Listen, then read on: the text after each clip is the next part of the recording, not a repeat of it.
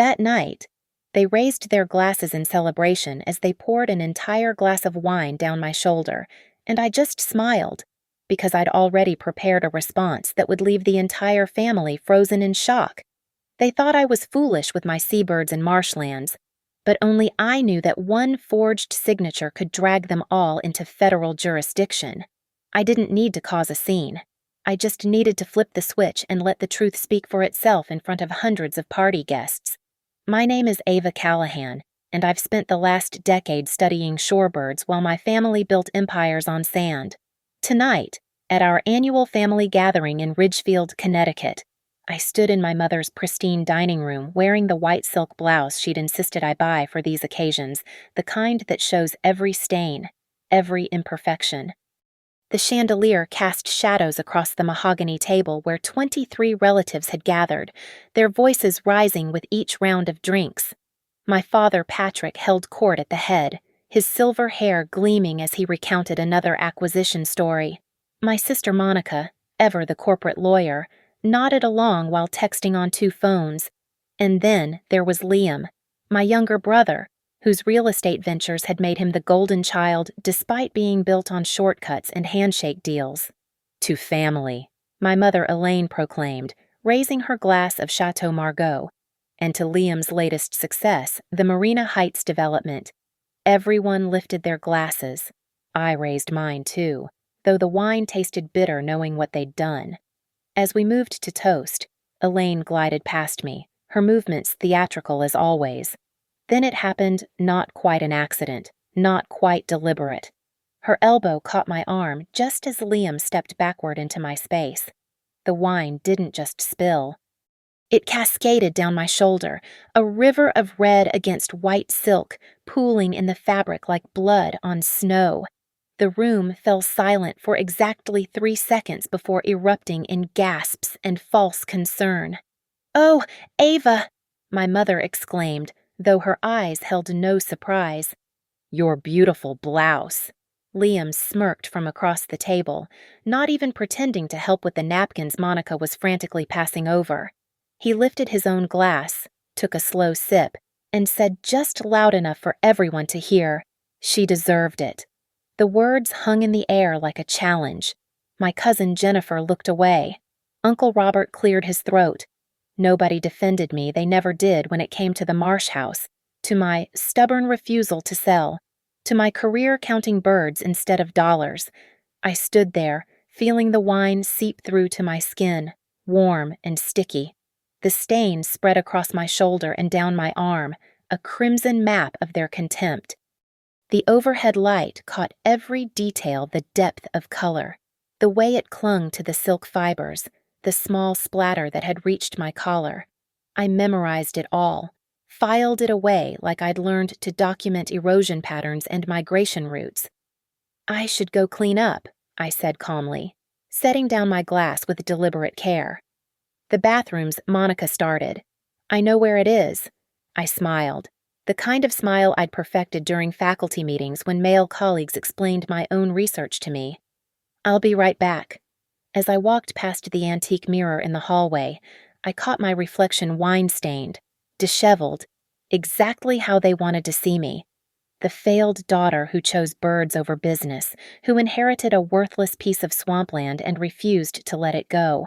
I glanced at my watch. 8:47 p.m. In precisely 4 days, at another family gathering, the Callahan Foundation's annual gala, they would understand that every insult, every manipulation, every forged document had been carefully cataloged. The wine stain on my shoulder wasn't the ending they thought it was. It was evidence. I touched the wet fabric once more, then looked at the time again. 8:48 p.m. The countdown had already begun. The Marsh house wasn't supposed to be mine. That's what my family never understood. Grandma Eleanor chose me specifically because I was the only one who saw what she saw in that weathered cabin beside Big Heron Marsh on the Maine coast. While my siblings spent summers at the country club, I followed Eleanor through salt marshes at 5:30 a.m., learning to distinguish between the calls of plovers and sandpipers. She taught me that the tides weren't just water levels, but entire ecosystems shifting with the moon. The cabin sat on 12 acres of protected wetland, locked forever in a conservation easement she'd signed in 1987, designating it as critical habitat for 3 endangered shorebird species. "This land can never be developed," she'd told me the day she updated her will, her weathered hands tracing the boundary lines on the survey map. "That's why I'm leaving it to you. Ava, your father and brother would try to find loopholes. Monica would sell it to the highest bidder. But you understand that some things are worth more than money." She was right about them. The pressure started the day after her funeral. "It's worthless," Patrick had said, spreading financial projections across his office desk. 12 acres we can't develop, can't subdivide, can't even renovate without federal approval. You're sitting on dead money." Liam was less subtle. "Sell it to me. I'll give you $200,000 cash. Today. That's generous for a teardown on restricted land." "It's not for sale." "Everything's for sale," he'd responded, his smile sharp as broken shells. "You just haven't found your price yet." For 6 years, they'd campaigned. Family dinners became strategy sessions about Ava's stubborn phase. Email chains circulated articles about the burden of inherited property. Monica sent me tax assessments highlighted in yellow, circling the annual costs. But I held firm, visiting the Marsh House monthly, maintaining my research stations, filing my reports with the Maine Coastal Heritage Trust and the U.S. Fish and Wildlife Service. What they didn't know was that I'd built relationships with every conservation officer from Portland to Bar Harbor. My doctoral research on piping plover nesting patterns had been cited in 3 federal protection expansions. When the state established the adjacent waterway protection zone, I was on the advisory committee. My files on that property weren't just thick, they were encyclopedic. Every photograph was geotagged. Every species sighting logged in the federal database. Every boundary marker GPS verified quarterly. The conservation easement wasn't just a document. It was wrapped in layers of federal, state, and local protections that would trigger automatic reviews if anyone so much as filed a permit application. I'd worked with Agent Sarah Hartley from the FBI's Environmental Crimes Division on 2 previous cases involving wetland violations. We'd developed a protocol. Any suspicious activity on protected lands generated immediate notifications across 5 agencies. The Coast Guard monitored the waterway. The state police had the access roads on their patrol routes. Even the local Audubon Society had volunteers who walked the boundaries weekly. The Marsh House wasn't just protected, it was a fortress of environmental law that made Fort Knox look casual. Every conservation group from the Nature Conservancy to the Sierra Club had it flagged as a priority habitat. The previous year, when a developer had tried to build adjacent to the southern boundary, 14 organizations filed simultaneous injunctions. The project died in 3 days. But my family saw none of this infrastructure. To them, I was still the daughter who counted birds, who got excited about mud patterns, who chose a PhD in marine ecology over law school or business. They couldn't conceive that someone who spent weeks in hip waders collecting water samples might also understand exactly how federal enforcement worked. "You need to be practical," Elaine had said just last month.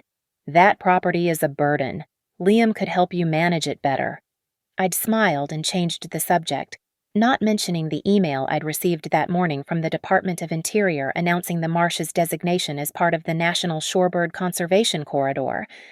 The land wasn't just protected anymore, it was about to become a centerpiece in a federal conservation initiative with a $20 million research grant attached. They thought I was sitting on dead money. In reality, I was guardian of something priceless, something that would outlive all of us, something that could never be reduced to numbers on a balance sheet. And I had every document, every photograph, every legal filing to prove it, a paper wall 20 inches thick that would come crashing down on anyone who tried to breach it. The Gulf survey had taken 3 weeks. I'd been documenting oil spill impacts on migratory patterns, sleeping in research stations, completely off-grid except for satellite check-ins. When my plane touched down at Logan Airport at 4:15 p.m. on a Tuesday, I had 47 missed calls and 1 text from Liam. "Come by the house. Got news." I should have known something was wrong when he answered the door himself, grinning like he'd just closed the deal of the century. There she is. The prodigal sister returns from playing with seagulls. He ushered me into his study, where champagne was already chilling. Sit. You're going to want to hear this sitting down. The paperwork was spread across his glass desk like a victory parade. Purchase agreements, wire transfer confirmations, a recorded deed, all dated 2 weeks ago while I was knee-deep in marsh grass along the Gulf Coast. $1.1 million, he announced, pouring champagne I didn't want. Cash sale, as is condition, buyers from San Francisco tech money, looking for a retreat. They signed everything remotely, didn't even need a viewing. The money's already in escrow. My hands stayed steady as I picked up the deed. There it was, my signature, or something pretending to be it, witnessed and notarized. That's impossible, I said quietly. I was in Louisiana. Emergency powers of attorney, Liam said smoothly, pulling out another document. Remember you signed it 3 years ago when you had that conference in Sweden. Never revoked it. And since you were unreachable for a critical time-sensitive opportunity. He shrugged. I acted in your best interest. You forged my signature. I executed a legal transaction under documented authority. Big difference. He leaned back, supremely confident. The notary verified everything through digital channels. These days, with electronic signatures and remote verification, you don't even need to be present. Welcome to the 21st century. I studied the documents, noting every detail. The buyers were Evan and Valerie Norwood. The closing was scheduled for 10 days out. The escrow company was Lighthouse Title. The law firm was Brennan and Associates. The conservation easement. I started. Expired. He cut me off. 37 years is long enough. The buyer's attorneys confirmed it.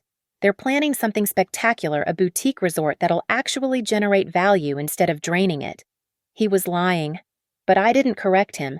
Conservation easements in perpetuity don't expire, that's what perpetuity means. Either he hadn't read the documents, or he was counting on everyone else's ignorance. And Mom and Dad, I asked. Thrilled. We're announcing it at the Foundation Gala. Proof that even you can be practical when properly motivated. He raised his glass. Come on, Ava. 1.1 million. You can buy an actual house now. Maybe get a real job instead of counting bird shit for a living. I set down the papers carefully, pulled out my phone, and took photos of every page while he watched. Amused. Going to frame them? He mocked. Or just scrapbook your newfound wealth. Something like that. I stood to leave. I need the closing details. Time, place, who's attending. Why you don't need to be there. I'm handling everything as your authorized representative. Send me the details anyway, he laughed. Sure. Check your email. It's all there, every beautiful, profitable detail. I made it to my car before texting my attorney. Mark Brennan. Not Brennan and Associates, different, Brennan entirely. My message was simple. Don't file anything yet. Let them touch the tar baby. His response came immediately. Understood. The easement notifications will trigger automatically when they file permits. Federal response time is typically 48 or 72 hours. I sat in my car outside Liam's waterfront property, looking at the forged signatures, the fraudulent notarization, the interstate wire fraud receipts, $1.1 million of evidence, all with his fingerprints on it. The Norwoods had no idea they'd just paid over $1 million for land that couldn't be developed, couldn't be altered, couldn't even have its doorknobs changed without federal permission. But they'd find out soon enough.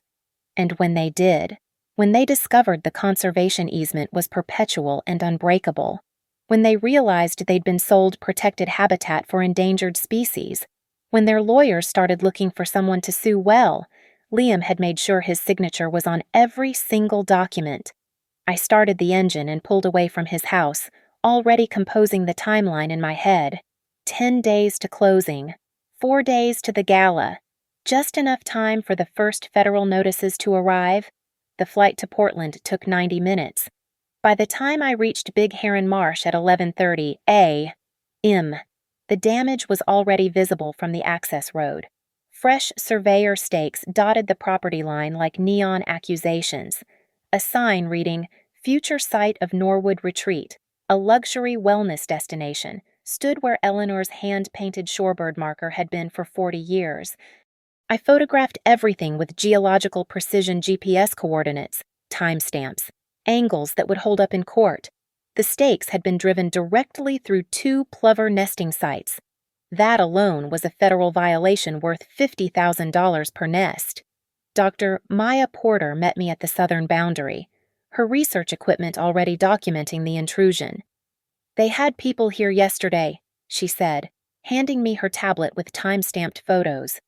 "Architects, engineers, someone with ground-penetrating radar." I called it in immediately. Response: Fish and Wildlife issued a cease and desist within 4 hours. State police delivered it to a very confused foreman. She pulled up another image. But here's the interesting part: they'd already filed for wetland modifications with the county. Full renovation permits, dock expansion, septic system overhaul. Let me guess, they claimed the easement was expired. Terminated. That's the word they used. Maya smiled grimly. The county clerk called the state called the feds. It's like watching dominoes fall upward. Ranger Cole approached from the tree line, his uniform crisp despite the marsh humidity. "Ms. Callahan, good to see you back. We've had quite the morning." He handed me a folder thick with official documents. First rejection came from Interior at 6:45 a.m. Second from EPA at 7:30. Fish and Wildlife sent their formal investigation notice at 9. Your buyers are about to discover what perpetual actually means. I flipped through the pages every agency had triggered simultaneously, like an immune system responding to infection. The automation I'd helped design was working perfectly. "There's more," Cole continued. "The buyer's attorney contacted our legal department an hour ago. They're claiming fraud, demanding to know why they weren't informed about the restrictions. They want to know who verified the title was clear. And we sent them the public record links. Every easement, every protection, every restriction, it's all been publicly available since 1987. Due diligence is the buyer's responsibility." He paused. "They seemed particularly upset about something called an emergency power of attorney that authorized the sale." My phone buzzed. An unknown San Francisco number. I let it go to voicemail, then played it on speaker for the others to hear. "Ms. Callahan, this is Evan Norwood. We need to discuss the property we purchased from your representative. We've just learned about certain complications. Our attorney says the sale may constitute interstate fraud. Please call immediately." Another buzz. This time, Valerie Norwood. "We've been in touch with the FBI's white-collar crime division. They're very interested in how your brother obtained authorization to sell federally protected land without disclosure." Very interested. Maya whistled low. "They went straight to the FBI. They're tech money," I explained. "They know how to protect their interests." We walked the perimeter, documenting every stake, every disturbance, every footprint in protected areas. The architects had trampled through the primary nesting grounds, leaving debris and equipment marks. Each violation would compound the federal case. At the cabin itself, someone had already started measuring for demolition.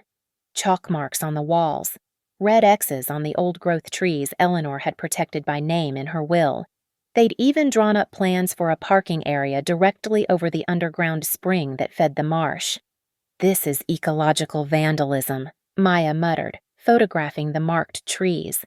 "These are named in the Federal Registry. Each one is individually protected. By 2 p.m. I had 16 gigabytes of evidence uploaded to secure cloud storage with automatic forwards to my attorney, the State Attorney General's Environmental Crimes Unit, and 3 federal agencies.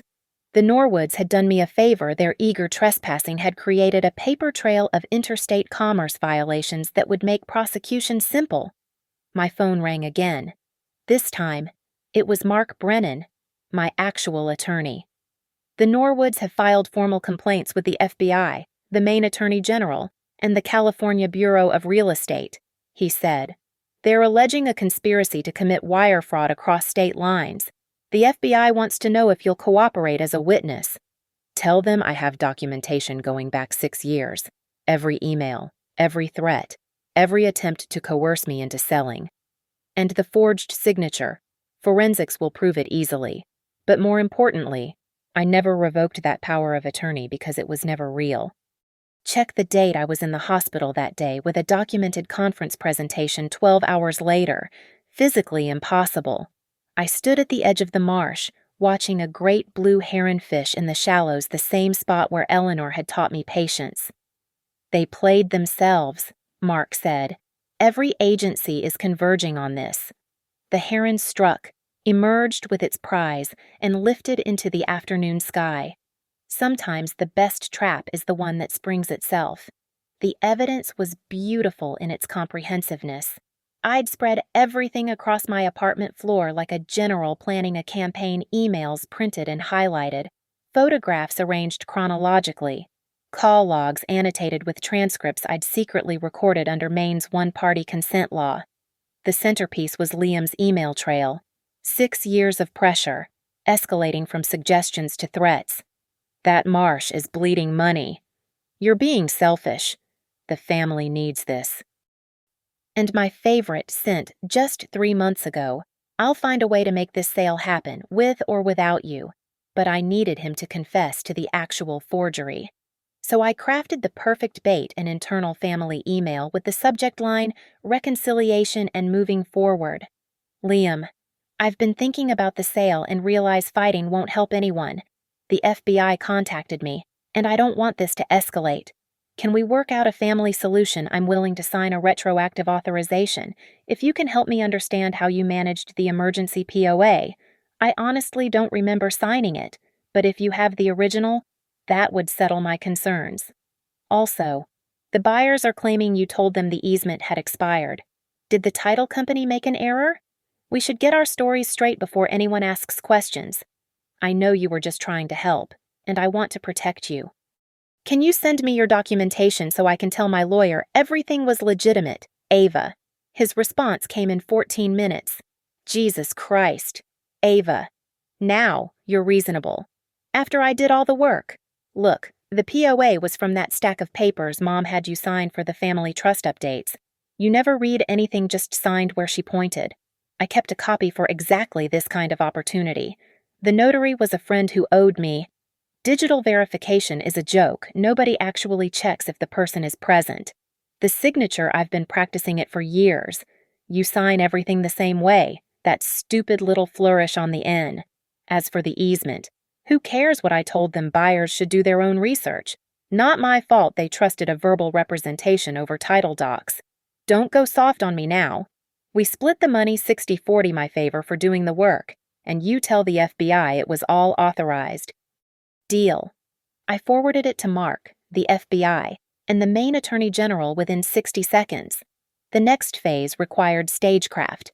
The Callahan Foundation Gala was in 3 days at the Harbor Grand Hotel.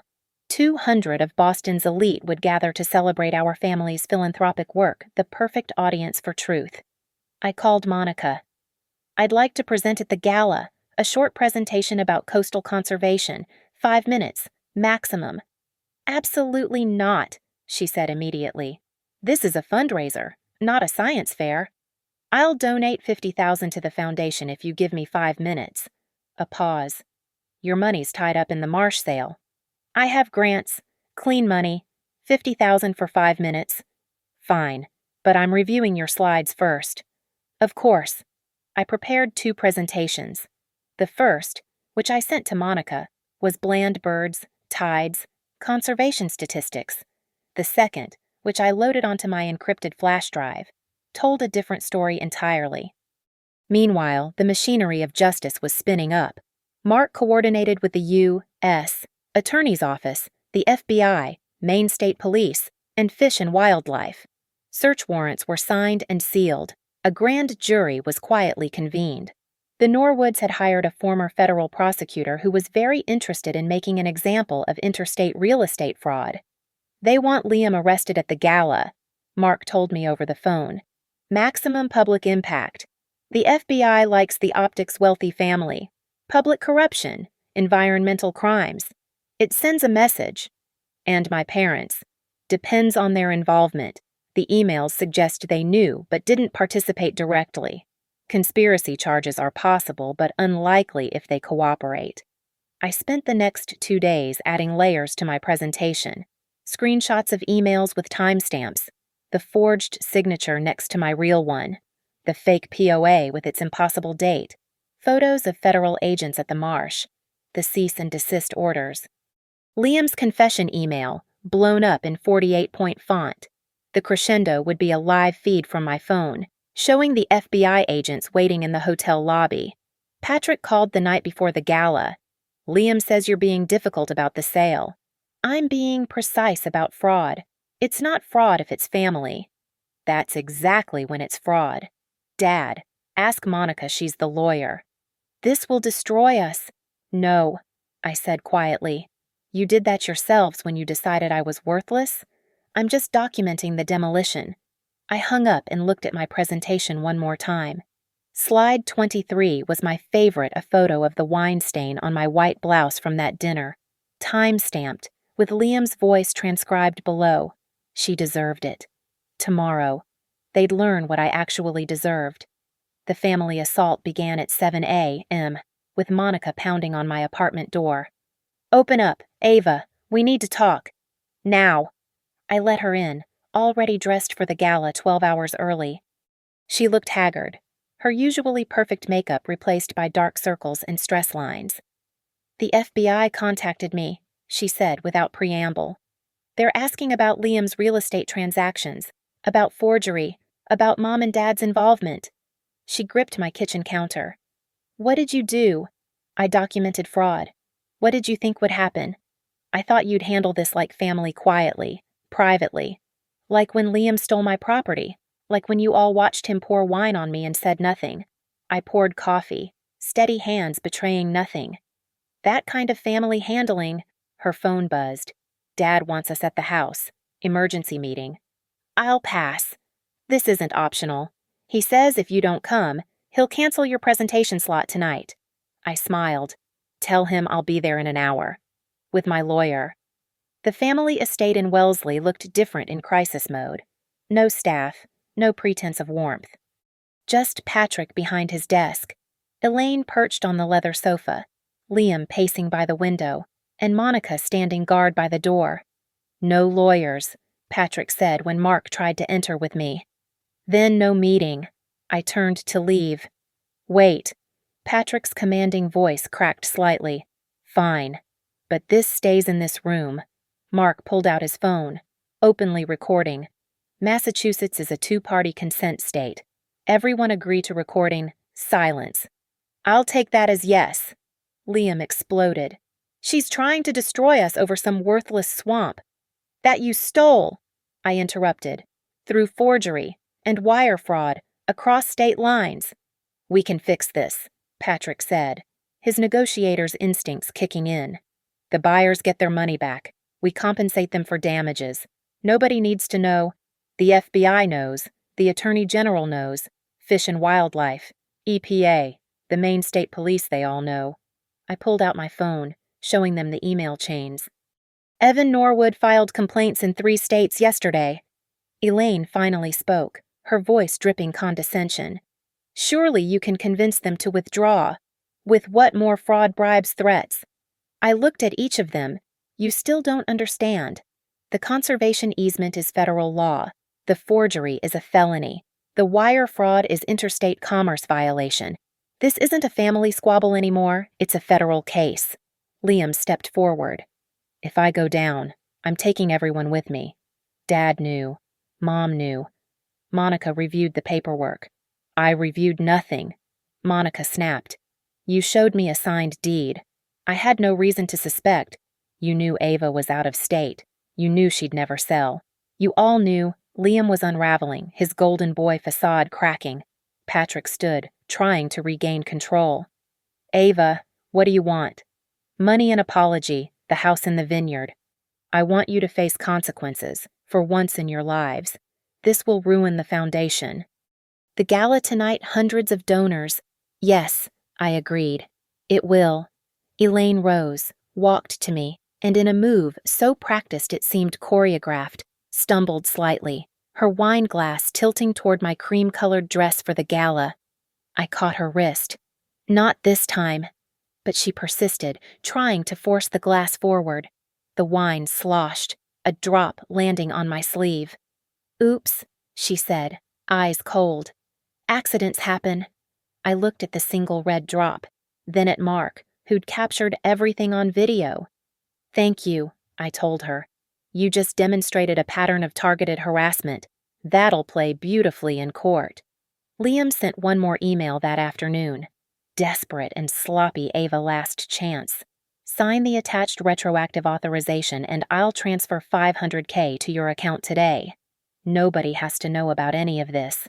The FBI doesn't have to pursue it if you don't cooperate. Be smart for once." The attachment was a backdated power of attorney, somehow even more poorly forged than the original. I forwarded it to the FBI with a single line, attempting to bribe a federal witness. By 5 p.m., I was at the Harbor Grand, watching the ballroom fill with guests. The projection screen was tested and ready. My flash drive was tucked safely in my jacket pocket, the real presentation waiting to replace Monica's approved version.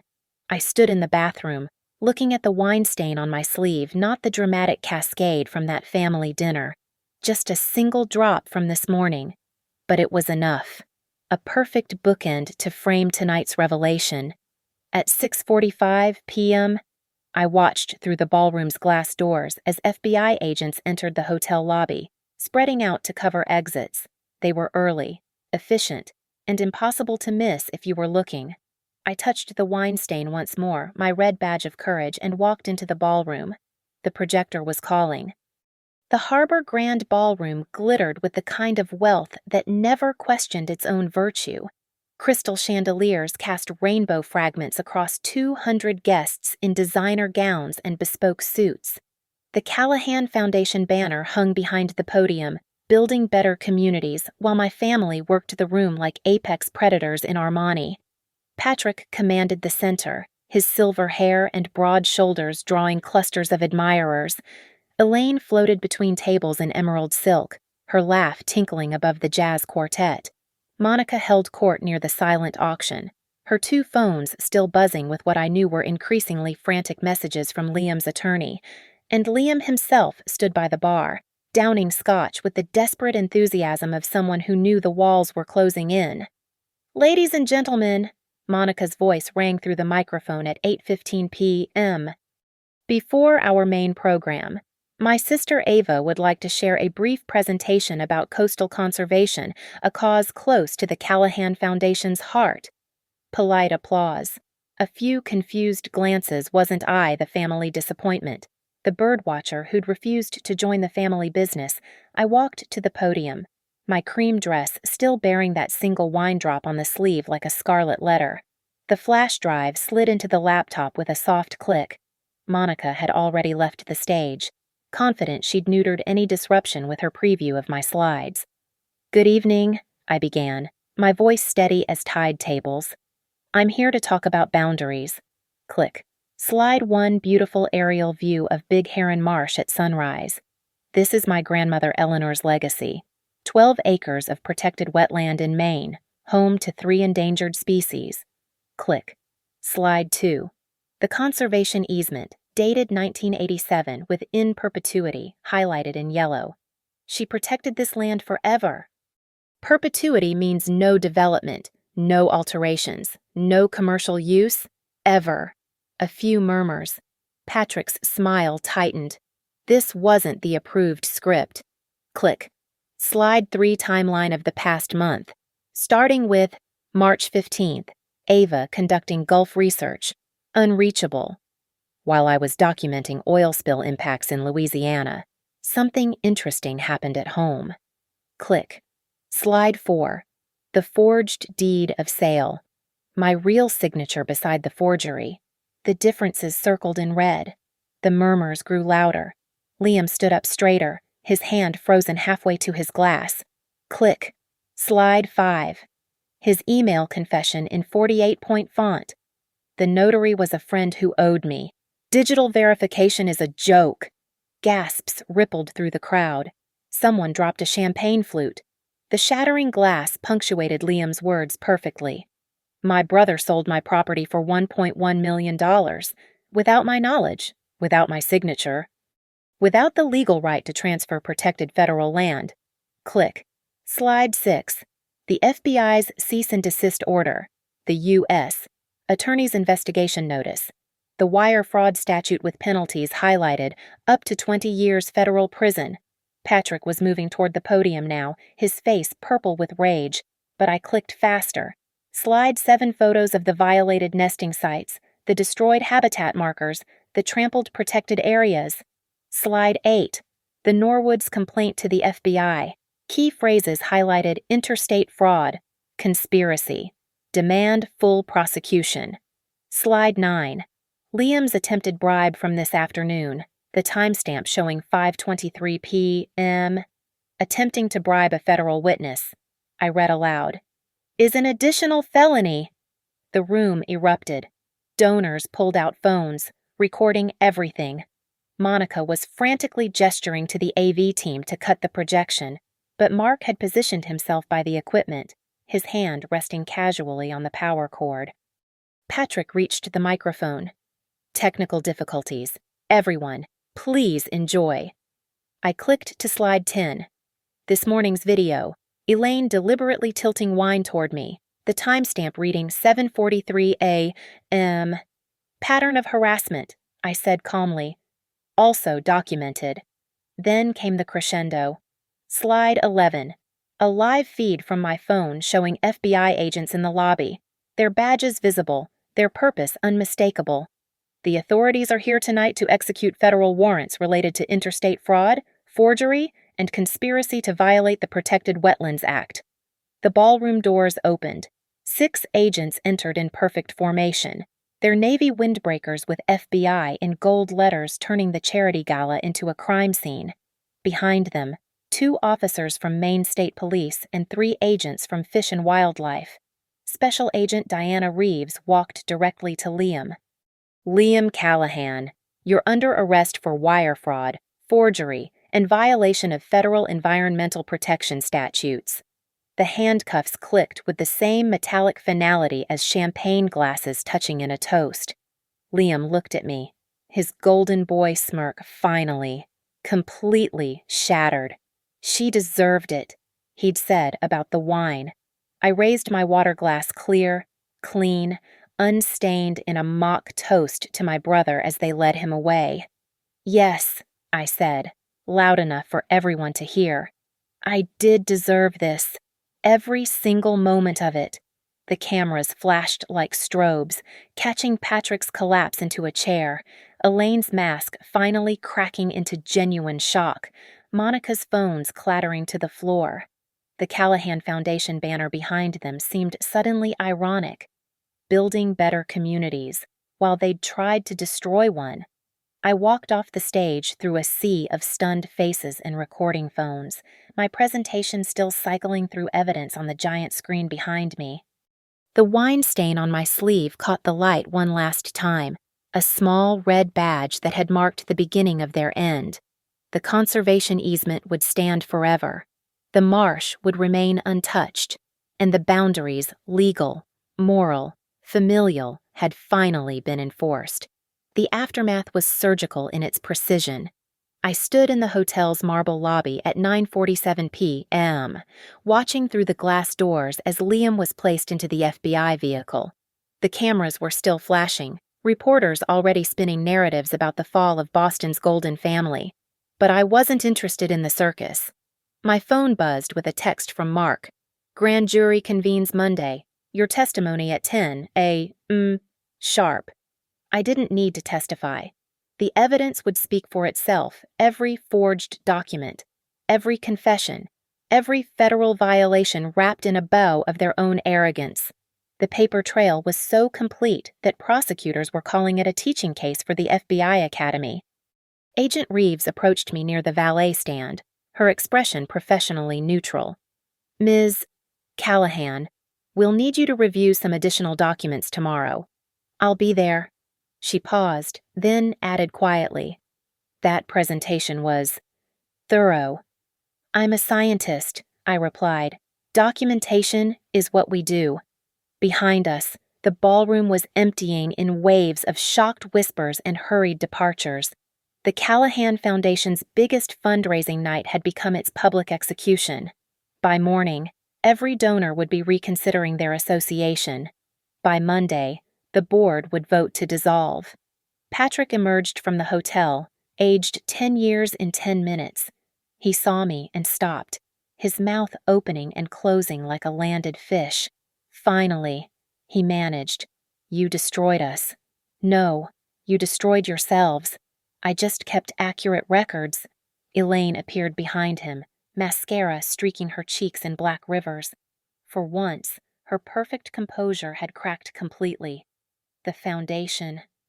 Everything we built was built on the assumption that some people matter more than others, I finished. That wealth makes you untouchable. That family means compliance. Monica stumbled out last, both phones silent for probably the first time in her career. My license, she whispered. The Bar Association will review my license. You're a good lawyer, Monica. You'll survive. Maybe even thrive once you're free of them. I turned to leave, but Patrick grabbed my arm. At least tell us why. Why like this? Why so public?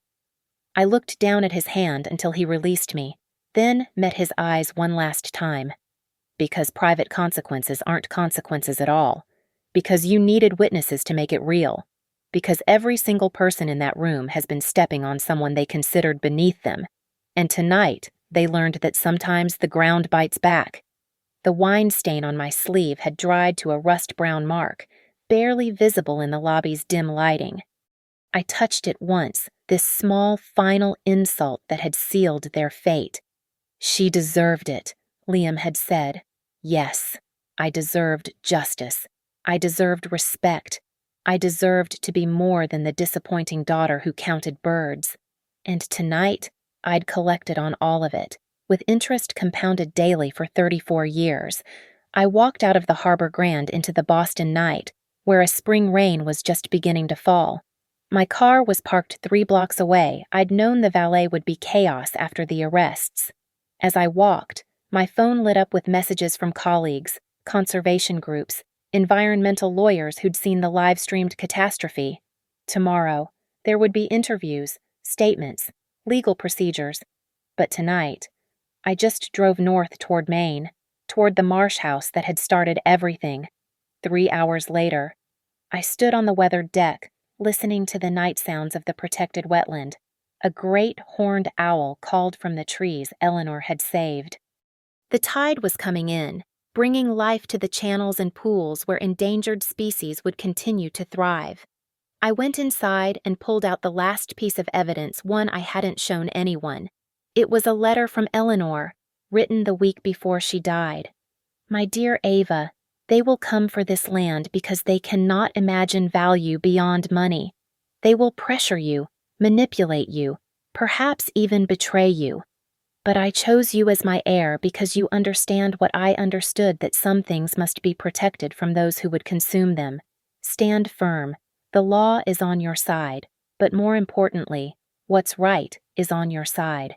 The marsh will outlive us all if you guard it well. All my love. Eleanor. I folded the letter carefully and placed it back in the desk drawer. Outside, the marsh sang its ancient song, water and wind. Life and death, boundaries and freedom all mixing in the darkness. The federal seal would be placed on the property deed tomorrow, marking it as evidence in an interstate fraud case. The conservation easement would be re-verified, re-strengthened, made even more impenetrable. The Norwoods would get their money back with damages. Liam would face 5 to 7 years if he took a plea, 20 if he fought and lost. And I would continue my research, my counts, my documentation of this small, crucial piece of the world that my grandmother had entrusted to me. The wine stain on my sleeve would wash out eventually, but the lesson it represented, that every insult, every dismissal, every act of contempt leaves a mark that can become evidence would remain permanent. I opened my laptop and began typing my report for tomorrow's federal filing. The first line was simple. This is what accountability looks like when it arrives 20 years late with compound interest. The marsh would remain protected forever. And sometimes, forever is exactly the right length for revenge served at precisely the right temperature, not hot with rage, not cold with calculation, but at the perfect degree where justice and consequence meet. The boundary had held, the earth had been defended, and the golden boy who'd said she deserved it would have years in federal prison to reconsider who truly deserved what. Thank you so much for listening to this story. I'd love to know where you're listening from. Drop a comment and let's connect. If you enjoyed this tale of justice and family revenge, please subscribe to the channel and share your thoughts below. What would you have done in Ava's situation? Let me know in the comments.